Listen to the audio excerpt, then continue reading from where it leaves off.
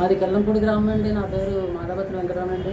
నేను 10 సంవత్సరాలు పెట్టి కూడా మూల సంఖ్యతో బాధపడుతున్నానండి. మొదటి బాత్రూమ్కి వెళ్తుంటే బ్లీడింగ్ అయిపోవడం చేయడం అలాగే 10 సంవత్సరాలు పెట్టి అలా జరుగుతుంది. ఆ మంది ఈ మంది వాడుతున్నాను కానీ నయం అవ్వలేదండి.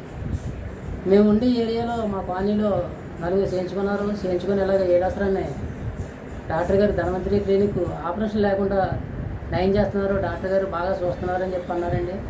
దాన్ని బట్టి నేను వచ్చి డాక్టర్ గారి దగ్గర చేయించుకోవడం జరిగింది. ఈ రోజుకి 10 రోజులు అయిందండి.